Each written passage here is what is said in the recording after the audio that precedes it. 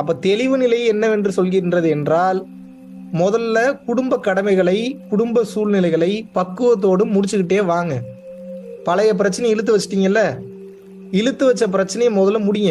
எப்படிப்பா முடிக்கிறதான் முடிக்க முடியாம கஷ்டப்படுறேன். புது பிரச்சனையை சேர்க்கக்கூடாது. ஃபர்ஸ்ட் ஆப்ஷன் அதுதான். புது பிரச்சனையை சேர்க்கக்கூடாது. செகண்ட் என்ன, அன்பாகவும் கருணையாகவும் இருக்க இருக்க இருக்க இருக்க அன்னதானம் செய்ய செய்ய 4 பேருக்கு உங்களுக்கு தெரிஞ்ச விஷயத்த ஷேர் பண்ண நல்லா புரிஞ்சுக்கங்க. அவுட் சைடு வேர்ல்டுல ஆட்டோமேட்டிக்காவே ஆப்பர்ச்சுனிட்டிஸ் உங்களை தேடி வரும். ஏன் அப்படின்னா நல்லா புரிஞ்சுக்கங்க. அன்பாக இருக்கும்போது இந்த உடம்பு ஹையர் வைப்ரேஷன்ல ரேடியேட் ஆகும். அன்பு தான் இருக்கிறதுலே the the the the the the the highest radiation, highest vibration, highest frequency.